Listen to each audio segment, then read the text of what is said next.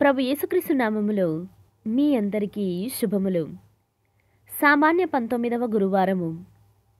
సర్వలోకనాథుని నిబంధన మందసము మీకు ముందుగా యోర్దానును దాటబోవుచున్నది. మొదటి పట్టణము యెహోషువ గ్రంథము 3వ అధ్యాయము 7వ వచనము నుండి 10వ వచనం వరకు, 11వ వచనము మరియు 13వ వచనము నుండి 17వ వచనం వరకు.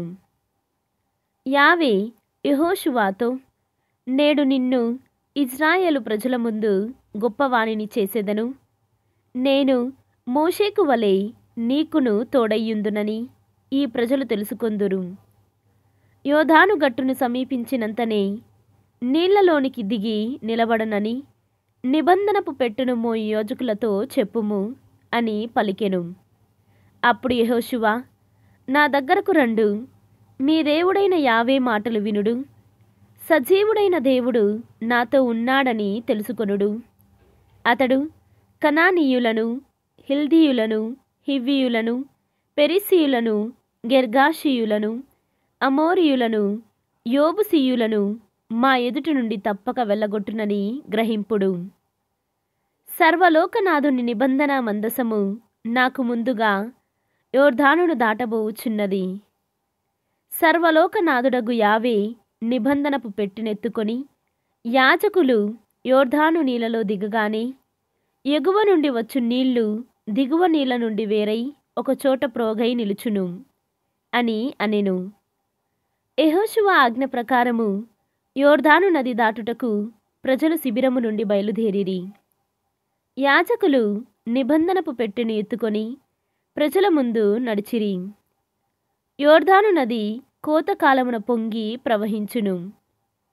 నిబంధన మందసము మోయువారు యోర్దానులో దిగిరి.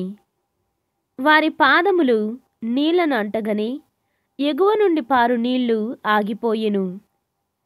సారెతాను చెంతనున్న ఆదాము పట్టణము వరకు చాలా దూరము నీళ్లుగా రాశిగా ఏర్పడెను. దిగువ వైపు ఆరాబా అనబడు ఉప్పు సముద్రములోనికి ప్రవహించు నీళ్లు పూర్తిగా ఆగిపోయెను. ఇశ్రాయేలు ప్రజలు యెరికో పట్టణమునకు ఎదురుగా నదిని దాటిరి. నిబంధన మందసమును మోయి యాజకులు నది నడుమ ఎండిన నేలపై నిలువబడిరి. ఇశ్రాయేలు ప్రజలందరూ ఆరిన నేలపై నదిని దాటిపోయిరి. ఇది ప్రభువాక్కు. సర్వేశ్వరునికి వందనములు. ఈనాటి సువిశేషము పునీత మత్తయ్య గారు వ్రాసిన సువిశేషము 18వ అధ్యాయము 21వ వచనము నుండి 19వ అధ్యాయము 1వ వచనము వరకు.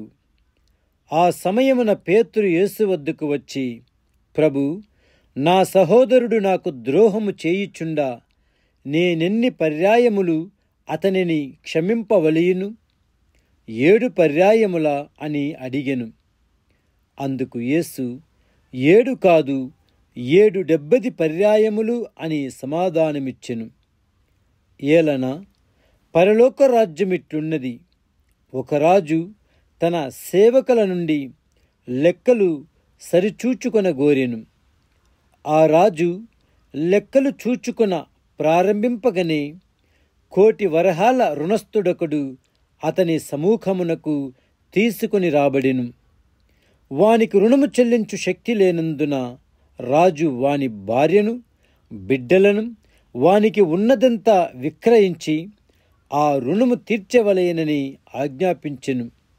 అప్పుడు ఆ సేవకుడు అతని కాళ్లపై పడి, కొంత ఓపిక పట్టుము, నీ రుణమంతా చెల్లింతును అని వేడుకొనెను. ఆ రాజు వానిపై దయచూపి అతనిని విడిచిపెట్టెను, వాని అప్పును కూడా క్షమించెను. కాని అదే సేవకుడు వెలుపలకు వెళ్ళి తనకు కొంత ధనము రుణపడియున్న తన తోడి సేవకులలో ఒకనిని చూచి, నీ అప్పు చెల్లింపుము అని గొంతు పట్టుకొనెను. ఆ తోడి సేవకుడు అప్పుడు సాగిలపడి, కొంచెము ఓపిక పట్టిన నీ రుణమంతా చెల్లింతును అని ప్రాధేయపడెను.